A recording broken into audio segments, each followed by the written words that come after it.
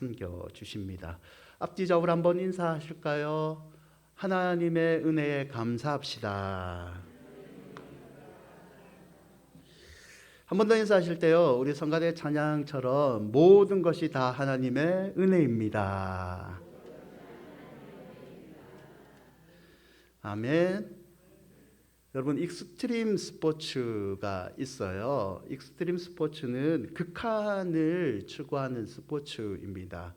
그래서 위험성에 나오는 스릴, 속도감을 즐기는 스포츠를 익스트림 스포츠라고 얘기합니다. 어떤 블로그에 보니까 사람들이 가장 즐기는, 가장 힘든 이 익스트림 스포츠의 5가지를 뽑더라고요. 그 첫 번째가 사진 보여주시죠. 하이라이딩이라는 거예요. 절벽을 외줄 타는 저거를 즐기는 사람들이 있습니다. 링 하나를 의지합니다. 두 번째 사람들이 좋아하는 게 서핑입니다. 사람의 키의 몇 배 되는 파도에서 극한 공포를 느끼는데 재밌다고 합니다. 세 번째가 베이스 점프인데요. 이 점프하는 건데 이거를 고층 빌딩에서 뛰어내리는 겁니다. 그리고 네 번째가 헬리 스키인데요. 헬리콥터를 타고 가다가 저렇게 눈이나 아찔한 경사를 타고 내려오는 겁니다. 그리고 사람들이 좋아하는 마지막이 윙슈트입니다. 날다람쥐 모양과 같은 저 옷을 입고 시속 200km로 하늘로부터 내려오는 그런 스포츠입니다. 여러분은 저런 거를 하실 수는 없죠. 저는 예전에는 그 롤러코스터 잘 탔는데요. 지금은 무서워서 못 합니다. 심장이 벌렁거려 가지고. 그래서 애들한테 원망을 많이 들어요. 저희 아이들한테. 아빠는 겁쟁이라고. 여러분은 왜 사람들이 이 익스트림 스포츠를 즐길까요? 왜 즐기는 것 같습니까? 도전을 했을 때 성공했다는 이 성취감이 크답니다. 그리고 이게 재밌대요. 자신의 목숨을 담보로 하지만 재밌어서 한답니다. 그러나 대부분의 사람들은 두려움을 극복하기 위해서 이 스포츠를 즐긴다라고 합니다. 가수 이문세 씨가 자신이 익스트림 스포츠 중에서 산악 자전거를 좋아한대요. 이 산악 자전거를 좋아하는 이유를 한 언론에 이렇게 얘기합니다. 나는 사실 겁이 많고 소심하다. 그것을 깨기 위해 익스트림 스포츠인 산악 자전거에 도전을 하는 것이다. 여러분, 인간에게 두려움이라는 것은 본능적인 것 같아요. 두려움은 늘 본능적인 감정이죠. 성도라고 해서 두려움을 안 느끼는 것은 아닙니다. 오늘 시편 27편은요, 군대, 전쟁 등 전쟁의 이미지를 표현하는 단어들이 많이 나오는데요. 그 표현들로 인해서 두려움에 휩싸인 인간이 어떻게 그 두려움을 극복할 수 있는가를 보여줍니다. 이 시편 27편은 오늘날 여전히 치열한 영적 전투에 살아가는 성도들에게도 귀한 교훈을 주고 있습니다. 시편 27편 1절을 먼저 보시면 여호와는 나의 빛이요 나의 구원이시니 내가 누구를 두려워하리요. 여호와는 내 생명의 능력이시니 내가 누구를 무서워하리요 라고 고백을 합니다. 이 1절은 독특한 구조를 가지고 있는데요. 두 문장으로 구성된 각각의 문장이 마지막에 질문으로 끝납니다. 첫 번째 문장은 내가 누구를 두려워하리요. 두 번째 문장은 내가 누구를 무서워하리요 라고 독특하게 질문을 던지면서 끝냅니다. 형식적으로는 질문을 던지는 의문면의 형식이지만 실제로는 강조하는 그런 형식입니다. 이런 거죠. 내가 누구를 두려워하리요 라고 묻는 것이 아니라 내가 누구를 두려워할 필요가 없다. 내가 누구를 무서워하리요가 아니라 나는 절대로 무서워하지 않는다는 말입니다. 왜 이렇게 시인은 두려움을 무서워하지 않는다, 절대 나는 두려워하지 않는다라는 확신에 찬 선언을 할 수 있을까요? 좀 더 살펴보시죠. 시편 27편은 크게 두 부분으로 나눕니다. 1절부터 6절 그리고 7절부터 14절로 구성되어 있습니다. 1절부터 6절은 찬양과 확신의 승리의 노래로 하나님께 나아가는 겁니다. 반대로 7절부터 14절은 요구사항으로 가득 차 있는데요. 하나님 이런 것을 들어주십시오. 하나님 이렇게 해 주십시오 라는 요구사항입니다. 7절을 보시면 부르짖을 때에 하나님 들어주세요. 나를 긍휼히 여기시고 응답해 주십시오. 9절에도 요구사항이 나오는데요. 내게 숨지 마십시오. 11절에는 하나님 나를 가르쳐 주시고 나를 평탄한 길로 인도하소서라고 되어 있습니다. 정리하면 1절부터 6절은 하나님에 대한 찬양의 선포이고 7절부터 14절은 하나님께 기도를 드리는 기도의 내용입니다. 여러분, 인생에서 피할 수 없는 두려움을 오늘 시편 27편에 이 누구나에게 있는 두려움을 이긴 시인의 교훈을 따라 저와 여러분도 두려움에서 승리하시기를 축원드립니다. 시편 27편이 가르쳐 주고 있는 두려움을 이기는 첫 번째 방법은요, 나의 하나님입니다. 27편 1절을 다시 보시면 내가 누구를 두려워하리요 내가 누구를 무서워하리요 라고 되어 있죠. 시인은 무서워하지 않는다, 두려워하지 않는다 라고 선언을 합니다. 그 이유는 27편 1절에 주어를 보시면 됩니다. 여호와는 나의 빛이요 여호와는 내 생명의 능력이시니 여호와 때문에 자신은 두려워하지 않고 무서워하지 않는다 라고 강하게 얘기하죠. 여기서 시인은 하나님이 하신 사역보다 하나님 자체로 찬양하고 있습니다. 즉 하나님이 내게 이런 것을 응답해 주시면 내가 무서워하지 않겠습니다. 하나님이 믿음의 증거를 목사님을 통해서나 우리 집사님을 통해서 내게 들려주시면 내가 무서워하지 않겠습니다. 이런 것이 아닙니다. 하나님만 계시면, 하나님만 내 옆에 계시면, 하나님만 계시면 나는 무서워할 게 없습니다 라는 표현이죠. 여러분, 때론 하나님이 아무것도 해 주시지 않아도, 하나님이 내게 무엇을 말씀해 주시지 않아도 하나님만 내게 있으면 무서울 때가 없습니다. 아멘. 하나님만 있으면 되는 거죠. 아멘. 여러분, 이런 의미는요, 하나님이 추상적인 하나님이 아니라는 겁니다. 하나님은 그냥 천국에만 계시는 하나님이 아니라는 거죠. 종교가 뭐예요? 기독교입니다. 그럼 하나님 믿어요? 네, 믿어요. 이럴 때 직업란에, 종교란에 기독교라고 적을 때 필요한, 결혼식이나 장례식, 예식에 필요한 그런 하나님이 아니라는 뜻입니다. 하나님은 내 옆에 계신 나의 하나님, 실제적인 하나님이라는 말입니다. 제가 수십 년 전에 서울의 온누리교회 세미나를 간 적이 있어요. 그 강사로 나오신 목사님이 하나님은 나의 하나님인 게 중요합니다 라고 강의를 하신 적이 있습니다. 그리고 자기가 나의 하나님을 체험하는 방법을 가르쳐 주는데요, 목사님이 딱 자고 일어나면 박수를 친대요. 하나님, 눈곱 많이 안 끼게 해주셔서 감사합니다. 하나님, 어젯밤에 내가 죽지 아니함을 감사합니다. 하나님, 하품이 오네요. 내가 건강하다는 표시를 주셔서 감사합니다. 잘 때도 이렇게 박수 치면서 잔대요. 길을 가다가도 갑자기 박수를 치면서 하나님, 사고한다게 하심을 감사합니다. 처음에는 가족들이 미쳤다고 생각을 했대요. 근데 자꾸 아빠가 남편이 이렇게 박수 치면서 감사하니까 하나님이 진짜 우리 옆에 계시는구나 라고 느꼈대요. 여러분, 어떻습니까? 여러분의 하나님은 여러분 나의 하나님이 맞습니까?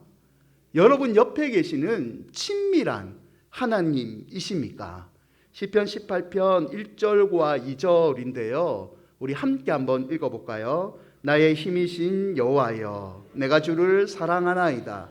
여호와는 나의 반석이시요 나의 요새시요 나를 건지시는 이시요 나의 하나님이시요 내가 그 안에 피할 나의 바위시요 나의 방패시요 나의 구원의 뿌리시요 나의 산성이시로다. 아멘. 사랑하는 여러분, 나의 하나님을 만나십시오. 나의 반석, 나의 요새, 내가 주를 사랑합니다 라는 믿음의 고백을 드리시기를 바랍니다.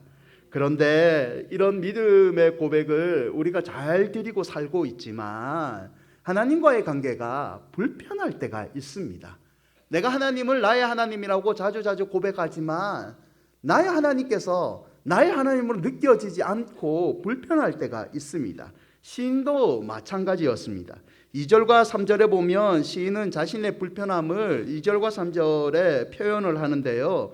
2절과 3절에 대적, 원수, 군대, 전쟁이라는 표현을 통해서 수많은 두려움들이 자기를 괴롭히고 있다라고 얘기를 합니다. 특별히 진칠지로다라는 표현은 지금 현실적인 두려움이 자기 옆에 바로 있다, 진을 치고 두려움이 나를 둘러싸고 있다라고 표현을 하고 있습니다. 특히 2절의 앞부분에 악인들이 내 살을 먹으려고 라는 표현은 원수가 야수처럼 이빨을 들이대고 언제든지 내 살을 파먹을 정도로 그런 두려움의 고통이 내 옆에 있다라고 얘기합니다.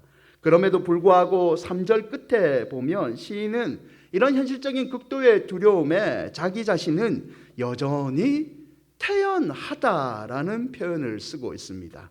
원수가 이빨을 들고 내 살을 막 먹는 것처럼 그런 두려움이 있지만 나는 태어날 수 있다라는 표현을 하고 있습니다. 여러분, 태어나다는 것은요, 의지하다, 누군가에 의해서 내 마음에 평안이 생긴다라는 의미를 가지고 있습니다. 원수가 막 동물처럼 물어뜯으려고 내 옆에 있는 두려움이 있지만 이 시인은 누구로 인하여, 누구 때문에 태어날 수 있는 축복을 가지고 있답니다.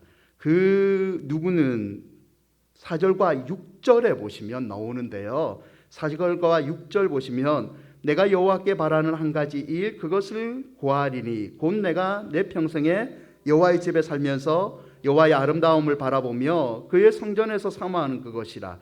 여호와께서 환난 날에 나를 그의 초막 속에 비밀히 지키시고 그의 장막 은밀한 곳에 나를 숨기시며 높은 바 위에 두시리로다. 이제 내 머리가 나를 둘러싼 내 원수 위에 들리니 내가 그의 장막에서 즐거운 제사를 드리겠고 노래하며 여호와를 찬송하리로다. 자신이 원수들이 둘러싸고 있는 그런 극한의 고통을 지금 겪고 있지만 여호와께서 내 옆에 계심으로 나는 태어날 수 있는 그런 축복을 누리고 있다라고 선언하고 있습니다. 여러분, 그런데 4절과 6절을 보십시오. 내가 나를 내 머리에 나의 하나님으로 고백하고 있습니다. 우리 엄마의 하나님, 우리 아빠의 하나님, 목사님의 하나님이 아닌 나의 하나님 지금 나를 도와주시고 나의 하나님이 건져주시면 내가 태어날 수 있는 축복을 누릴 줄 믿습니다. 이런 선언을 하고 있는 거죠. 사랑하는 여러분, 두려움을 이기고 싶습니까? 나의 하나님을 만나시기를 바랍니다. 마태복음 6장 6절인데요. 예수께서 말씀하신 것 우리 함께 읽을까요? 너는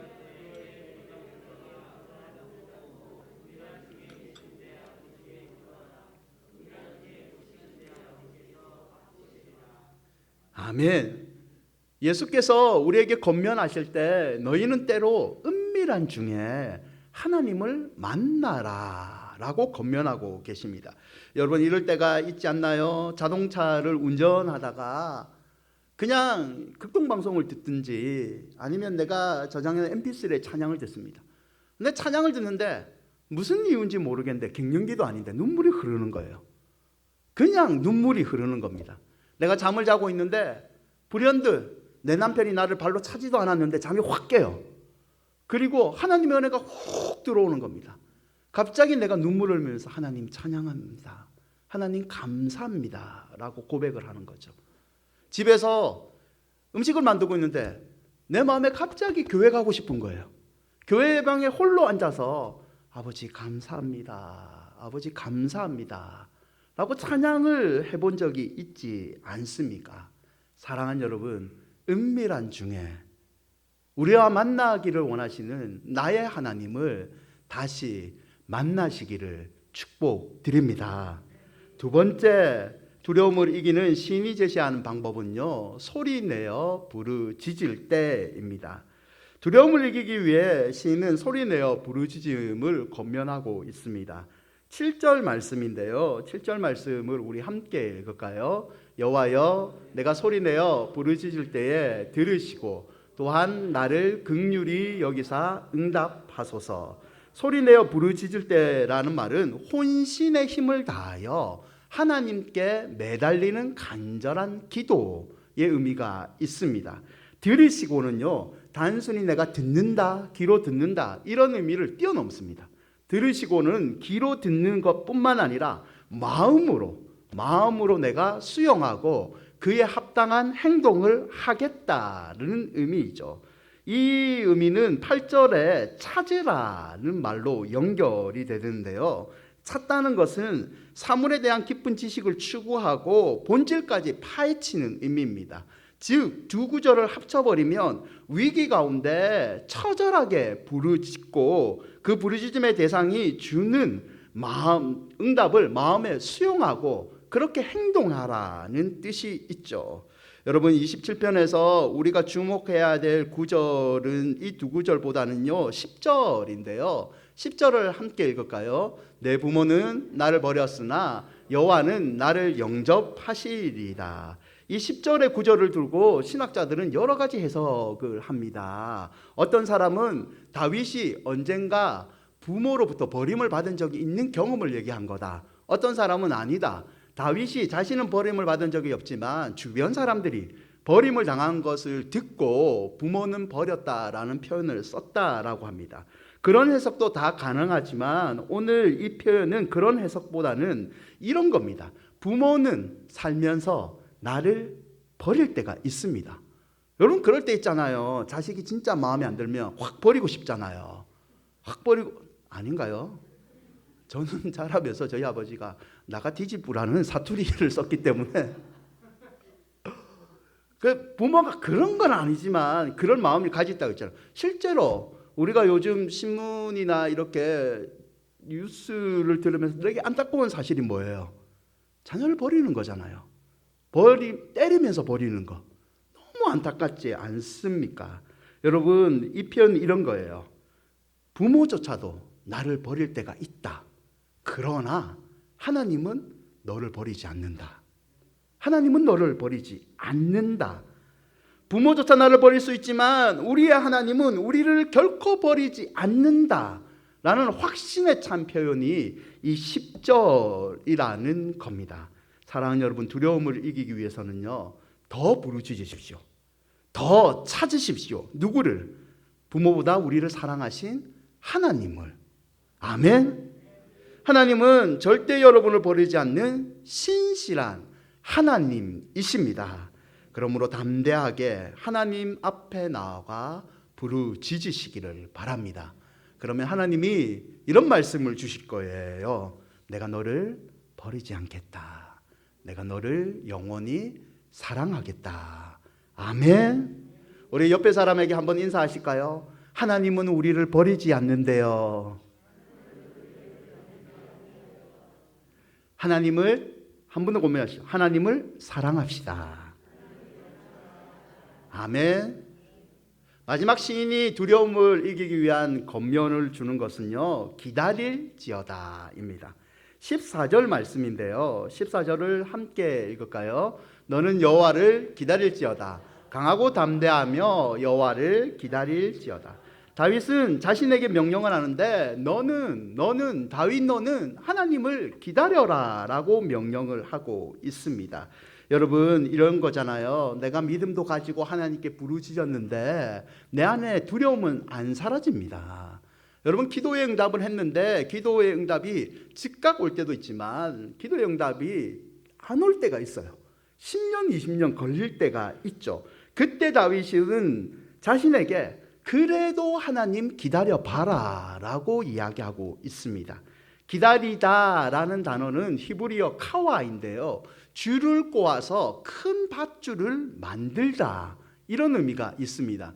여러분, 밧줄이라는 것은 예전에는 그렇잖아요. 새끼 같은 거 2개 꼬우잖아요.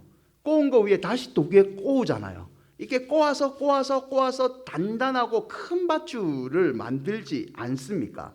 똑같은 겁니다. 하나님께 응답을 받기 위해서는 기도를 해야 되는데 기도를 하고 응답하지 않으면 또 기도해라.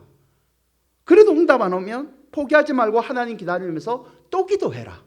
또 기도하고 또 기도하고 또 기도하면 그 두려움을 이길 수 있는 큰 믿음이 너희에게 생긴다. 그래서 시인이 뭐라고 합니까? 강하고 담대하라. 강하고 담대한 믿음은 너희들이 기다릴 때 생기는 것이다 라는 의미입니다.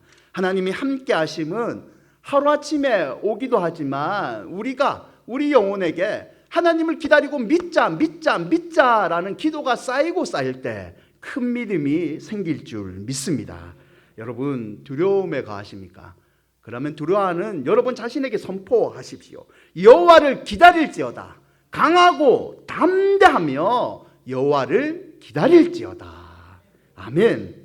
이런 믿음의 선포가 큰 밧줄과 같은 믿음을 저와 여러분에게 줄 믿습니다. 여러분 이런 의미에서 감사의 기도는요 강하고 담대한 믿음의 선포입니다.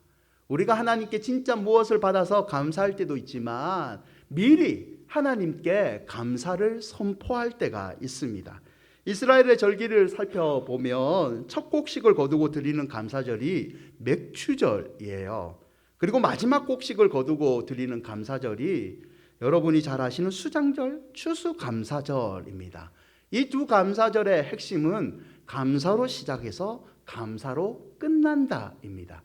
우리의 인생을 표현한 건데요. 우리의 인생이 예수님을 처음 믿었을 때 뭡니까? 나를 구원해 주셔서 감사합니다. 우리의 생의 마지막 고백은 뭡니까? 하나님 이 땅을 은혜로 살게 하셨고 이제 천국으로 나를 데려가시니 감사합니다. 여러분 신앙생활의 시작이 감사고 신앙생활의 끝이 감사입니다. 맥주절의 의미가 이와 같습니다. 하나님을 기억하며 감사를 훈련하는 절기이죠. 나의 하나님을 감사로 다시 기대하는 절기가 이 맥추절입니다. 첫 곡식을 거두고 보리와 모백 추수 직후에 곡물을 수확하 계신 하나님께 감사를 드리는 거죠. 역사적으로는 유대인들은요 출애굽한 이후에 40년 동안 방학을 끝내고 가나안에 정착합니다. 여러분 그들이 새로운 땅에 이사를 온 거예요. 곡식을 처음으로 지어봤자 얼마나 많은 것을 추수를 맺었겠습니까? 물론 강야 생활보다 많은 열매들을 맺어서 기뻤을 거예요. 그러나 땅을 처음으로 대했기 때문에 풍성한 곡식을 맺지는 않았습니다. 그럼에도 불구하고 그들은 하나님께 감사를 드린 거죠. 광야의 생활을 끝나게 하는 하나님 감사드립니다.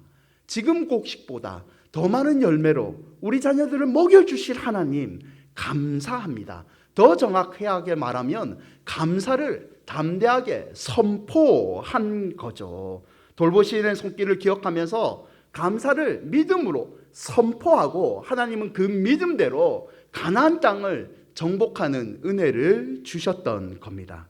사랑하는 여러분, 맥주 감사절은요 전반기를 끝나고 후반기를 시작하는 7월 첫째 주에 지킵니다. 그 의미를 아시죠? 전반기에 베풀어 주신 하나님의 은혜에 감사하는 날이며 동시에 후반기에도 역시 하나님이 우리를 지켜주실 것을 믿고 감사드리는 거죠. 우리 성가대의 찬양 내용처럼 모든 것이 하나님의 은혜로 지켜주실 줄 믿습니다 라는 이 믿음의 선포가 맥주 감사 주일 예배의 뜻입니다.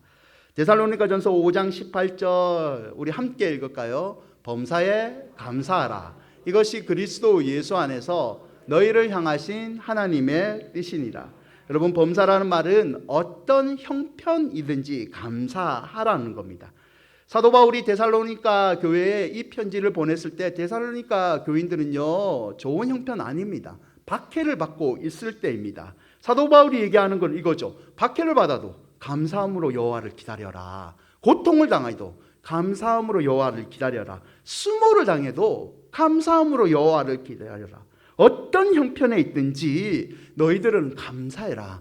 그러면 그런 수모와 고통을 이길 수 있는 믿음을 하나님께서 너희에게 주신다 이죠. 아멘. 사랑하는 여러분, 산과 바다를 만드신 분이 누구죠? 하나님이십니다. 우리를 지금까지 인도하시는 분은 누구죠? 하나님이십니다. 우리를 앞으로 이끌어 주실 분은 누구예요?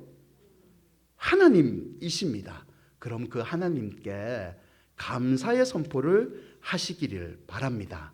어떤 형편에 있든지 무슨 일을 만나든지 감사함으로 승리하는 성도가 되시기를 축원드립니다. 여러분, 말씀을 맺고자 합니다. 고아원에서 소년 시절을 보낸 아이가 있어요. 이 아이가 중학생이 될 무렵 학교에서 사고를 많이 쳐서 퇴학을 당해요. 퇴학을 당하고 쓸쓸한 발걸음으로 교문을 벗어나고 있을 때 자기를 평소에 너무 아껴주셨던 선생님의 말씀이 생각이 났답니다. 선생님은 이 아이에게 이렇게 얘기했대요. 모두가 너를 버려도 하나님은 절대로 너를 버리시지 않는다. 그러니 낭망하지 말고 큰 별을 따도록 노력해 보아라. 소녀는 이 말씀을 생각하면서 용기를 내었답니다. 그리고 내가 잘할 수 있는 일이 뭘까 찾아보다가 피자 가게에 취업을 합니다. 밀가루 반죽하는 법을 열심히 배웠어요. 그리고 밀가루 빨리 반죽해서 피자 만드는 대회에 나가서 피자 한 판을 11초에 반죽해 버립니다. 1등을 하죠. 용기를 얻어서 $500를 가지고 자신의 형제와 함께 피자 가게를 차립니다. 이 소년은요, 사진을 한번 보여주세요. 도미노 피자의 창업주인 톰 모르건입니다. 도미노 피자를 아시나요? 손주들에게 이 피자 사주시면 인기 최고입니다. 여러분, 1960년에 미국 미시건주에서 이 소년이요, 첫 번째 점포를 만듭니다. 세계 최초로 일반 가정에 배달을 시작합니다. 73년도에는요, 세계 최초로 30분 배달 보증 제도를 만듭니다. 주문하면 30분 만에 피자를 배달해 드립니다. 이걸 도입합니다. 64개국 7,200개의 매장을 운영하는 성공의 신화를 쓰게 됩니다. 이분이 이런 얘기를 남겼대요. 내가 성공할 수 있었던 가장 큰 이유는 남들이 생각만 해봤지 실행하지 않았던 것을 실제로 해보고 또 그것을 가장 효율적으로 하기 위해 남들보다 더 노력했다는 것뿐입니다. 어린 시절을 불우하게 보내거나 많이 배우지 못한 것은 하나의 환경에 불과합니다. 성공하겠다는 굳은 결의와 남보다 배 이상 노력한다면 누구나 자기의 분야에서 정상에 오를 수 있습니다. 사랑하는 여러분, 두려움이라는 것은요, 누구나에게 다 있습니다. 예수 믿는다고 두려움을 피해갈 수 있는 것은 아니에요. 누구에게나 다 있는 거죠. 그러나 성도는요, 두려우면 하나님께 찬양해야 됩니다. 성도는 두려우면 소리내어 부르짖어야 됩니다. 그래도 두려움이 내 안에 남아있으면 성도는요, 하나님께 기다리며 감사를 선포해야 됩니다. 그리할 때 두려움은 축복의 통로로 바뀔 줄 믿습니다. 아무쪼록 누구나에게 있는 이 두려움을 믿음으로 이겨내시기를 주님의 이름으로 축원드립니다. 우리 찬양하실까요? 나의 등 뒤에서.